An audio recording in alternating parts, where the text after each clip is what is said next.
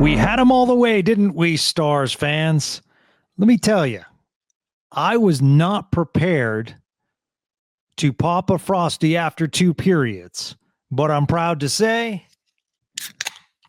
we had them all the way, baby. Stars win, score 5 goals in the third period to rally past the Oilers in Game 1 of the Western Conference Finals.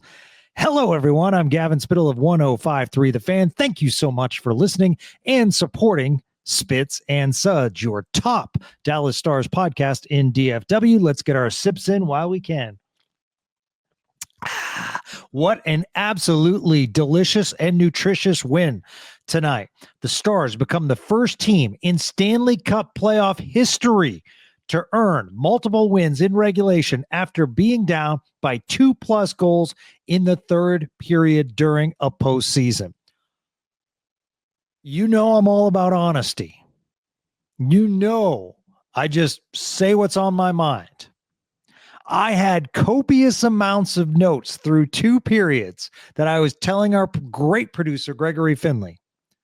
I was rewinding, I was playing, I was talking about all the mistakes to my dad and saying, man, this is a rough watch. And then all of a sudden, the third period comes out and they are a completely different team. Not only are they a completely different team, but Edmonton is a completely different team. So we are going to start with the positives before we need to talk about what they need to work on. Because I think it would be wrong to start by starting in the first period and going wrong, bad, negative. So instead, this is all about you. This is all about celebrating Game 1. And this is all about resilience from this Dallas Stars team, because we can knock them for 2 periods, but you can't knock them without celebrating the way they came out of that locker room in the third period and responded down 3-1. I mean, Edmonton had them tied up in a knot, and they were fighting like heck just to get out of their own defensive zone. They flipped the script, and they deserve a ton of credit for that. Early in the third period, so Dallas still has time remaining on the power play, and although it is tough to have a power play end with the end of a period and continue into the third, you do get that fresh sheet of ice. And Dallas capitalizes on their power play opportunity. And as well as the Stars played in the third, I thought Edmonton made some key mistakes that we'll talk about. 1, Miro Heiskanen's wrist shot from the point. 3 Edmonton players were in front of Stuart Skinner attempting to block that shot. And when you can block those shots like they did for most of the game, really effective. But in this case, they actually created their own screen, something that Dallas could not do in the first 2 periods. And just a seeing eye shot from Heiskanen that goes on short side. Skinner had no chance, didn't see it. And all of a sudden, in a lopsided affair, Dallas cuts the lead to 3-2. And then Dallas gets another power play opportunity.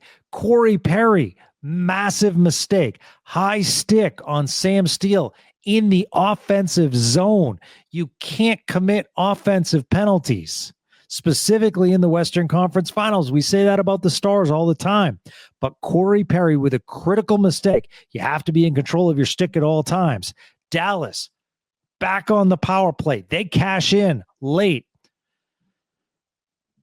I remember this podcast talking about Mikael Granlund and how he comes up big in big situations. Like, if you don't pump your own tires, who's going to pump for you, right? Sign that man up to a multi-year deal, Jim Nill. Mikael Granlund has been an unreal fit for this team.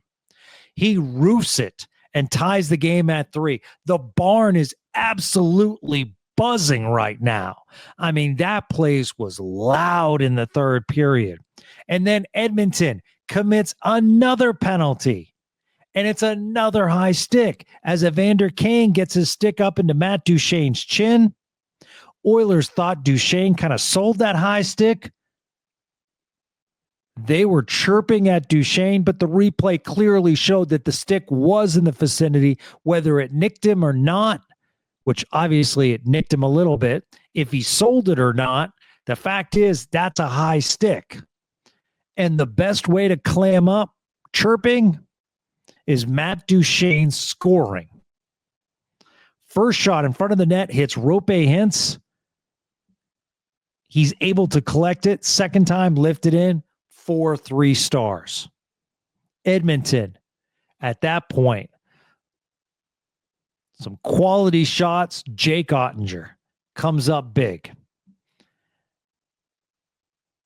Specifically, Liam Bichsel gets called for the hook, tying up Evan Bouchard right in front of Ottinger. Bouchard looked like he would have a clean look, so it wasn't the worst penalty. Stars kill the penalty. Absolutely huge. Cody Ceci came up big on that penalty kill for the Stars. Then Tyler Seguin and Sam Steele make it 5-3. Sam Steele having a tremendous night on the penalty kill. Moved up lines because of his play. He cuts through the middle, utilizing his speed. Roofs a backhand. Everyone thought he was the one that scored. But upon replay, Skinner makes the initial save. Tyler Seguin is on the doorstep to tap it in. 5-3. Over 3 minutes left. Edmonton pulls the goalie. And Esa Lindell makes it 6-3. And that's your final. Taking the hockey world in complete shock. 5 third period goals, down 3-1. Edmonton had it on lockdown. They let off the gas. Stars put the foot heavy on the gas. And what a different game that 20 minutes was. It's really hard to talk about it and comprehend how two teams could be so different in one period. But that's why you play 60, right? I mean, that's why you never give up. I mean, you saw it against the Stars a couple times this season, like Vancouver scoring 3 goals in a minute. Like, that just doesn't happen in the NHL. But in today's NHL, maybe it happens more. What an absolute gutsy effort for the Stars in that third period. But, and this is a but with a victory, they have to clean some stuff up. You got to be better in your own defensive zone. Got to get the puck out quicker. Edmonton, cycling. I thought PK Subban used a unbelievable example in between periods, saying Edmonton was cycling like they were the Harlem Globetrotters. And I mean, that picture is a kid of the Harlem Globetrotters just handing the ball off. I'm surprised, similar to the Harlem Globetrotters, that the ref didn't get the puck at one point and throw it back to Edmonton like the Harlem Globetrotters used to do with the referee. I mean, they were cycling so well and so hard, and the passing was just on the tape. Number 2, when Connor McDavid's on the ice, the Stars have to protect the puck. Rope Hintz and Jason Robertson multiple times doing blind passes in the middle. But you have to realize, if the Stars aren't there, that creates a break for Edmonton, and you cannot give Connor McDavid any momentum. Couple times that they did, even though he didn't score, I mean, McDavid in open ice, wow. I mean, that's like, we saw it with Nathan MacKinnon, but that's like an extra jet. That's turbo vision of Nathan MacKinnon. That is unreal. Third thing you have to do.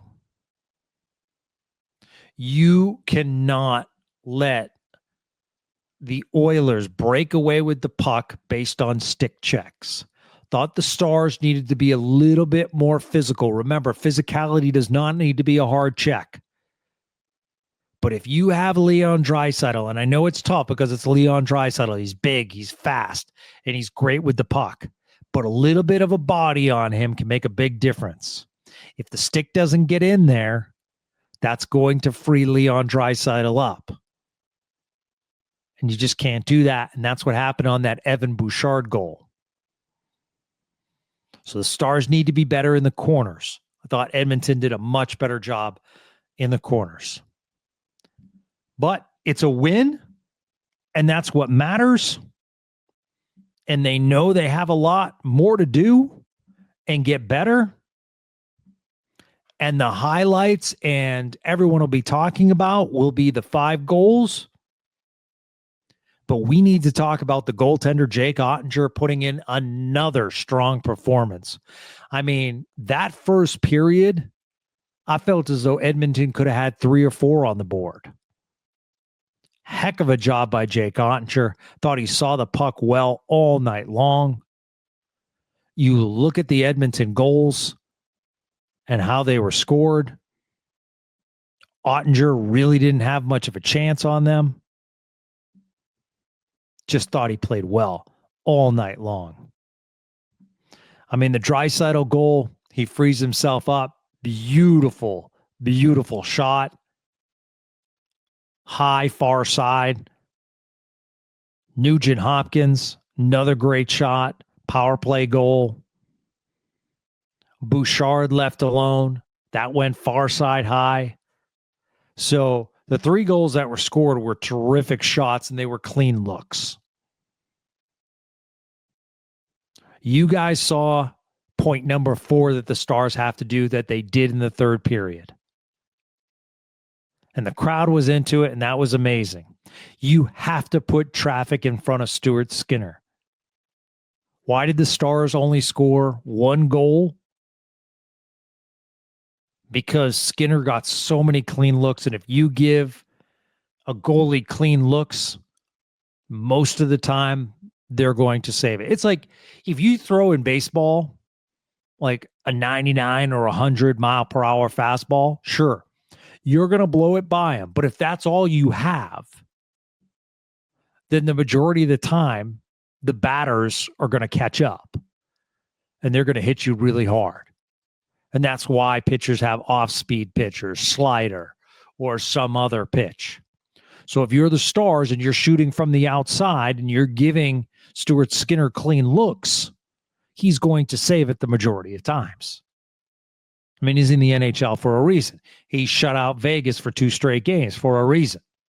But they got to him in the third period. We mentioned Sam Steele. We talk about the Stars on this Dallas Stars team. We talk about the Granlunds, the Rantanens, the Duchesnes, Harley, Heiskanen, Ottinger. You can go down the list. But every team needs Sam Steele's to hoist a cup. And I think Sam Steele's speed was really pivotal in this game. I mean, he's so good on the penalty kill, and he's so valuable just that alone. But he really does have some offensive skills. And sometimes we don't get to see that on the fourth line.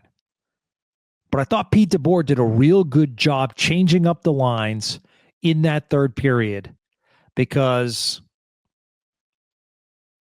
Duchesne Wyatt Johnston combo is getting waxed defensively. So Pete DeBoer needed to change up the lines. He did. So stick tap to Pete DeBoer and the coaching staff. Isn't it amazing that we are talking about this Dallas Stars power play?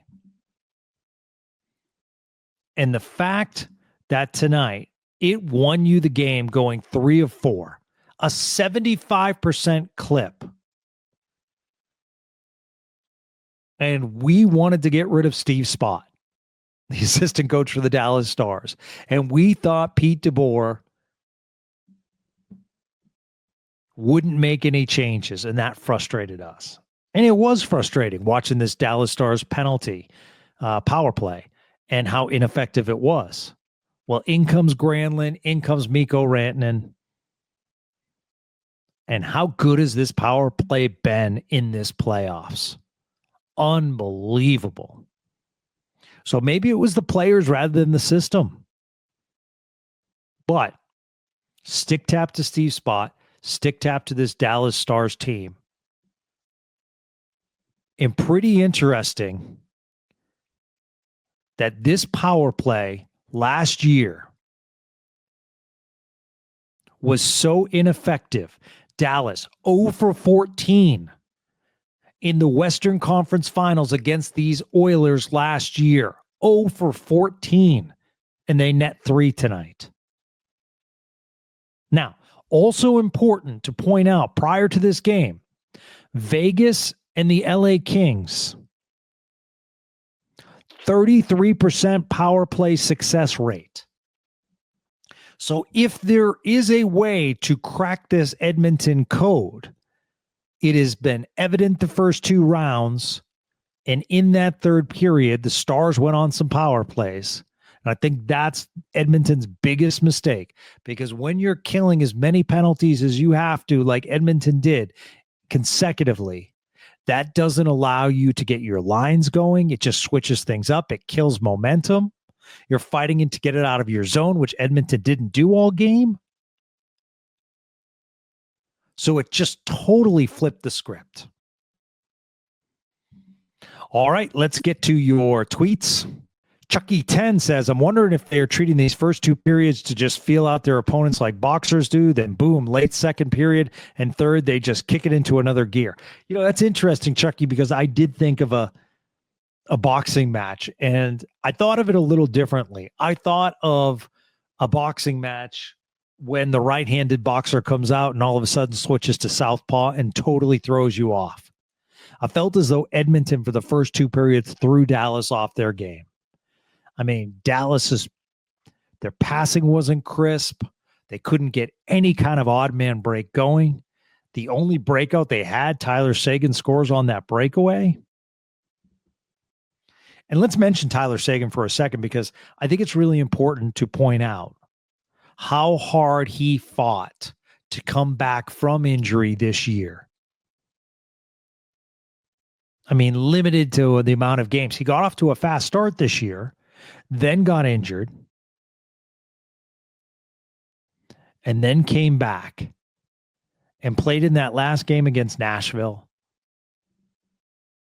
And then coming up absolutely huge tonight. So I just feel good for Tyler Seguin, because the last couple of years he's battled some devastating injuries.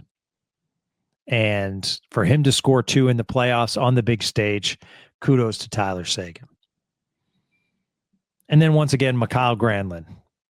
Just when the game's on the line, man, Rantanen and Granlund. And that's why I want to keep him around.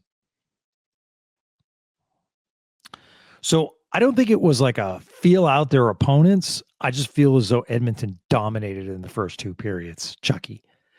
Dylan Moreland, what a win, never doubted, with the laugh emoji.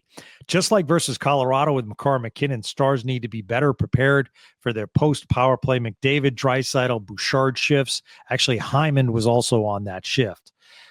Speaking of which, how about Hyman and his hits? Man, he's not a big guy, and he's throwing his weight around.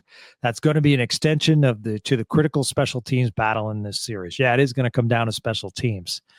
And yeah, you do have to watch out, because I absolutely love what they do after they're shorthanded, putting Draisaitl and McDavid together, because they've been sitting for a while, so they could certainly do that. All right, what the Blickens? How about the Dallas Stars Game 1 winning streak? Yeah, 2 games in a row, right? Game 1 in Winnipeg and Game 1 here in Dallas. Four Corners Brewing for tonight, Froster in honor number 4. Heiskanen got this comeback started. Yeah, there you go. Cheers to you, Four Corners. So, yeah, Heiskanen. Good things happen when you put pucks on net, right? I mean, he could have cycled it down, but he decided to shoot. So stick tap to him on that. David Kokis. Thank yous, David, for all your support of Spits and Suds. I really think this shows how Pete DeBoer's staff and players know how to manage a game. They look like a different team in the third. Why in the world did that one referee wave off Granlund's goal? Doesn't matter, but that was odd. So he waved it off because it bounced back pretty quick. And he thought that it hit the crossbar, apparently. But, you know, they would have reviewed it. So, but even if play continues, then when there's a stoppage, or Toronto can call down and stop the game. So clearly was a goal. But at first glance, I don't know. From my angle, I wasn't sure if it was a goal or not. All right, Chris Barnard, amazing game. It seemed inevitable once they applied more pressure on entries. Very one-sided commentary on ESPN that you have felt was all Edmonton through 40, negating chances. Chris, I'm going to say this.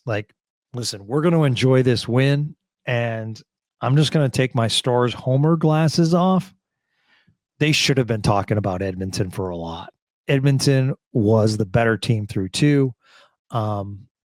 I can't criticize them in the third because as much as it was the Stars capitalizing, but remember, they capitalized on power plays. Remember, Corey Perry and Evander Kane, just massive high stick penalties that were not needed. So Edmonton gave the Stars these opportunities. So I didn't think it was overly homerish.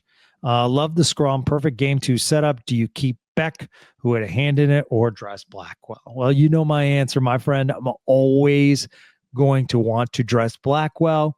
To me, he's a Spits and Suds staple. I thought Beck played well at the end of the game. I thought he was big on that critical penalty kill. But, I mean, I want to see Blackwell's speed in this series. I think it can come up big. They won't scratch Marchment. And Marchment did play okay in the third period, but man, I'm just so tired of him taking penalties. He can complain all he wants, although he did draw a penalty late in the second that ended up being the Heiskanen's goal. Will McKay still gets the top star of the game. Heck of a game for 18. Harley seemed out of it all night.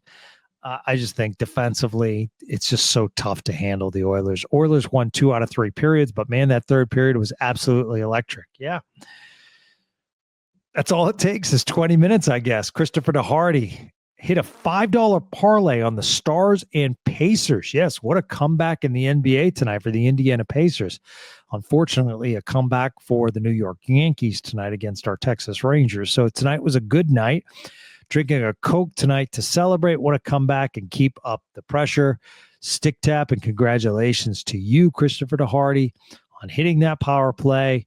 Congrats to your Stars and Pacers. I want to go back and say stick tap to Chris Barnard, who's always a dedicated Spits and Suds listeners. Everyone that tweets me, thank you so much. Jeffrey at JLux007. Love Hintz getting the primary assist by getting hit in the back on Duchesne's goal, game winner. It's been a fun playoff run already. Let's keep going. Go Stars. Yeah. I mean, that was pretty interesting. I think the pain of the puck getting shot in your back quickly dissipated by Roope Hintz after scoring that goal. He never even saw that goal. He looked at Duchesne raising his hands to know that they scored. Bubba Knocker, team needs to be better. I'm not one to complain about a win, but you're not going to get 4 power play opportunities every game. Once again, you don't complain about wins at this time of year. Also, 44 had a PK masterclass also. Keep 27, 95, 91 together. They had the juice. I mean, remember, we were talking about that felt as though there should be a reunion of Marchment, Duchesne, and Sagan together. We talked about that on Spits and Suds the other day. I mentioned it with David Castillo. You're right. Cody Ceci absolutely came up big on the penalty kill. I know Cody Ceci does not get a lot of credit, but I'm telling you, that trade was massive for Jim Nill. When you look at that trade now, Stars fans, I understand down the road you gave up a first-round pick. But I'm not sure if you're in this situation without Cody Ceci and without Mikael Granlund. I mean, they've both been really good for the Stars. And remember, Cody Ceci came up big for Edmonton last year. So you have a guy playing the blue line that's been there before. He was in the Stanley Cup Finals last year. Chris Elder, Fat Tire Ale for the win. Cheers, my friend. First 2 periods had some sparks of greatness, but felt like our tires were spinning. Do you think this team struggles to get things going when they have several days off in a row? I know Edmonton had a longer break, but they seem to come out stronger. I don't know if it was the Stars as much as it was Edmonton. Edmonton just dominated.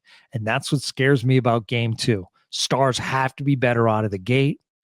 I feel as though the Stars need to, and it's tough because Edmonton showed their true speed.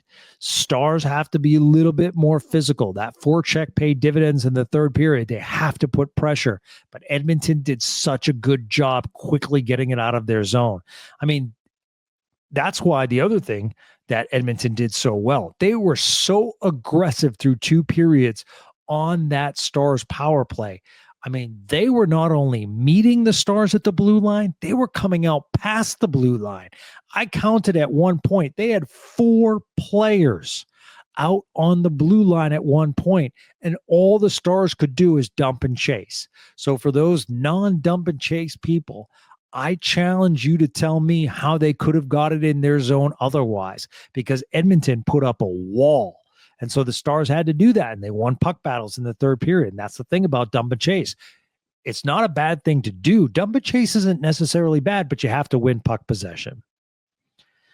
Okay, let's go to Husky, who says, I'm happy they won, but Dallas needs to be play better if they're going to win. While they were able to get away with being outplayed against Winnipeg and Colorado, letting Edmonton outplay you will not end well. They have a higher chance of escaping ADX Florence over a series W against Edmonton being outplayed. I don't know what that last part means, Husky, but I mean, the reality was they have been outplayed, but good teams find a way to win.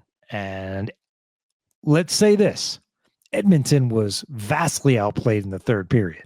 They did it to themselves, but Edmonton was outplayed. William at William Willow 2 says, fun game. What do the Stars need to do next game to keep this up? I don't think we will get 3 power plays in the third again. Agreed. Stars need to be aggressive like they have been in the third. They have to find a better way to get out of their defensive zone. They need to create some odd man breakouts, which they were not able to do. The only breakout was the Tyler Seguin breakaway until the third period. A little bit more physical against specifically the defenders. They have to somehow get a body on Connor McDavid without committing a penalty.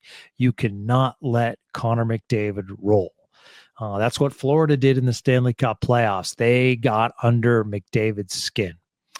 Okay, Ryan McDermott, awesome game. What a time for depth scoring to show up. Love everything you do. Thank you so much, Ryan. I really do appreciate that.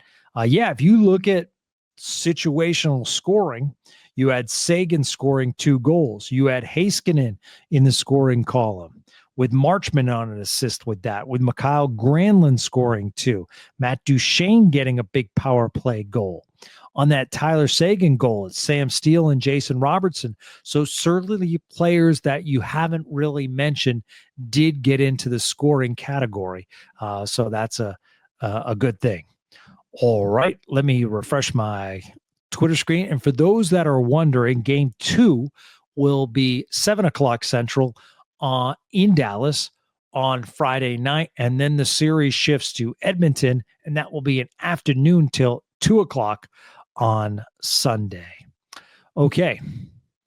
Let's go to Millsy.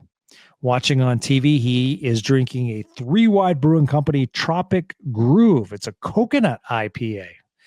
Man, anything that has coconut's delicious to me. This is memorable. Been waiting for Duchene to show up. Huge win with backs against the wall. Penalties on both teams were factors, but our goalie is better. Can't say enough about Jake Ottinger in these playoffs. He has been absolutely terrific. Probably if you're looking at a number 1 star for Dallas in these playoffs, it is Jake Ottinger. All right. Nina, I flipping love this team. They take you to the edge of hell and then drag you right back out. Yeah, they certainly do. We went from downstairs to upstairs up in heaven with that third period. What an amazing third period. I'm hoping now that some of our guys have knocked the dust off. We're going to break through and keep up momentum. Hey, the Stars have been excellent at home. You cannot knock them for their home play this year. They have been tremendous, which is opposite of what they did in last year's playoffs. Hockey is an interesting game. Thank you so much for the tweet, X-Nina. Noah Brown, 5 unanswered goals. Hit them with the Uno reverse. I love that. Game 1, Frosties taste so good. Special teams is going to be massive this series. Game 2 is going to be tough. Let's celebrate this one and get ready for Friday. Cheers, Gavin. Let's go Stars. It is a simply spiked raspberry lemonade. Ooh. In a Dallas Stars cup with a Dallas Stars flag flying high. Well done, Noah. Cheers to you, my friends. Let's go to Thackman, Aaron Thacker. Great comeback in this game. Also, great balanced scoring. Other person I wanted to give credit to that I had given a hard time to before is Coach Steve Spott. Power play has turned around in the playoffs. Great game 1 win. Hopefully they will start quicker next game. Absolutely. Let's give Steve Spott roses. Let's also take into consideration the acquisitions that Jim Nill made. Anytime you can add Mikhail Granlund and Mikko Rantanen to your power play, 2 offensive weapons, specifically in the slot and terrific with one-timers, it just opens up so much on the power play. That bumper position now is open because you have to account for Granlund. You have to account for Rantanen and that other side. I mean, that's what happens when you have multiple weapons on a power play. It also takes some of your power play 1 guys and flip them down to power play 2. So your second power play unit is much stronger. We also talk about the emergence of Thomas Harley. So now you have 2 QBs as far as power play weapons. So that's real good. Hey, I did want to say, and I know he's on the opposition, and I hate the way that John Klingberg's time ended. I hate that the agent did him wrong, thinking that Klingberg would be much more valuable in the open market. For the record, John Klingberg wanted to stay here in Dallas, but I just wanted to take a moment and give him a stick tap. He fought back from a brutal injury. And the fact that he's playing in the Western Conference Finals and he's been so valuable for Edmonton, I always liked John Klingberg. I was a little suspicious of him at first defensively, but I just think he's become a much better defensive player. I think he learned a lot under Ken Hitchcock. So I just wanted to say, I'm happy for John Klingberg out there. I think it's absolutely great. And former star Corey Perry. I know that a lot of you do not like Corey Perry toward the end of the game. Kudos to Liam Bishop for covering up. That's the right thing to do. You do not want to fight at the end of a game and risk injury or give them any momentum. Corey Perry did that for a reason, and he did commit a big penalty. But I will just say the following. Any team that signs Corey Perry either goes to the Western Conference or Eastern Conference Finals or goes to the Stanley Cup. Absolutely amazing what he's done in these playoffs as well as one of Edmonton's leading goal scorers, and he's on the power play. At his age, doing what he's done for that amount of time. So kudos to former star Corey Perry and John Klingberg.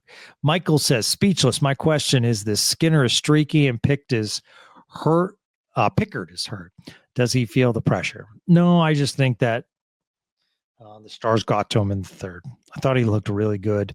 I don't think he had to make a lot of big saves in the first and second. I don't think he was overly challenged, but it's one of those things that the Stars gain momentum, and maybe maybe Skinner needed to step up just a little bit and make some key saves, and he couldn't do that in the third period. Daniel Long says, Frosties all around, drinking a fine Pilsner Miller Lite. And Will McKay, Sam Steele, great night tonight. Harley had it rough all night. Yeah, probably not the best game for Thomas Harley, but that's okay. All right. Our Italian Cup winner, watching the game in Italy, Florian Weasel. Follow him at FWeezer55. I credit to myself switching from the CBC Canadian broadcast to ESPN at intermission.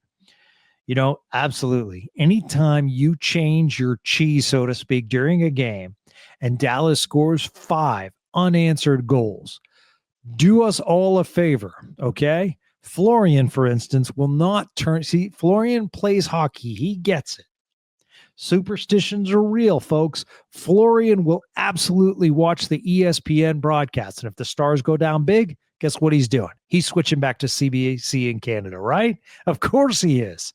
So whatever you did, Stars fans, heading into that third period, whether you got yourself a snack, get another one on Friday. If you got yourself a drink, make sure you pick up a Frosty on Friday heading into the third, okay? Repeat your actions because superstitions. If you were in the kitchen when the Stars went on this amazing goal-scoring power play streak, then you need to be in the kitchen for the next game. I'm sorry.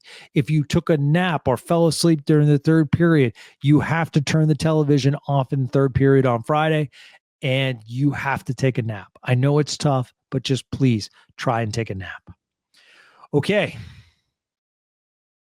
Adam Deacon over the pond in England. We cannot cope with the speed and superb puck handling of Edmonton. Chip and chase combined with poor control is costing us 2 power play goals from Edmonton off 2 penalties is pretty scary. We have to change it up. Marchment is a liability. That was prior to the Stars going on their big streak. And just for clarification, it was 1 Edmonton power play goal. It was Ryan Nugent-Hopkins. I know the Bouchards seemed like it was because they were only a minute 40 apart. Wow. This was an absolutely one for the memory books. If you were there tonight, congratulations, kudos. I know some of you were that listen, and you deserve a ton of credit for being allowed in that barn, and you will always share those memories. I remember, watching it on TV tonight and hitting rewind as much as I did. I'm trying to think which goal it was by the Stars, but there was a daughter with a father, and she was jumping up and down, and it just made me happy because those are the memories that create lifetime hockey fans. So absolutely amazing. Enjoy this one, Stars fans. This was one for the ages. This is a memorable one that we'll be talking about for years, regardless of what happens in this series. But it's so nice to get the first game at home, and hopefully they'll get the second game Friday night. So here's our schedule, if we can pull it off. So we'll talk with our NHL and Stars insider Sean Shapiro tomorrow afternoon. So we'll have that podcast for you tomorrow. And then on Friday morning, you guys really liked him. Former assistant for the Toronto Maple Leafs, now specializing in analytics, Jack Hahn will join us. So he will join us, and that will be on Friday morning. And then, of course, we'll be back for the post game on Friday night. So 4 Spits and Suds episodes in the next few days because you guys deserve it. All I ask is that you spread the word on Stars message boards. That's another great place to spread the word. And just basically say, you heard something on Spits and Suds, if you can do it organically, or just out and out shill us. Don't be embarrassed. I need you guys as teammates. We're doing this together. We're putting up amazing numbers because we truly want to grow this thing. Because, I'll pull back the curtain a little bit. Spits and Suds is the top original Odyssey hockey podcast right now. And that's beating podcasts in Philadelphia with the Flyers, a historic team. And it's also beating the Boston Bruins podcast. Now, I know they didn't have great years this year, but the fact that we are beating an original 6 podcast, and I love those guys on the Skate podcast, they're terrific, but healthy competition it is. And the fact that we're doing that in Dallas raises eyebrows in a good way. And we see national broadcasts now talking about, I got to get to Dallas to watch a game. That's a crazy environment. That's because of you, the Dallas Stars fans. So if you can provide a little energy for Spits and Suds, I truly appreciate it. And lastly, I'll say, we pop Frosties all the time. If you're a beverage company and you'd like to sponsor Spits and Suds, or any company that would like to sponsor Spits and Suds, you could always reach out to me on Twitter at GJ Spittle. That's at GJ Spittle. Reach out to me with any questions anytime. I'm happy to answer that. And my email is gavin.spittle, SPITTLE, at odyssey.com.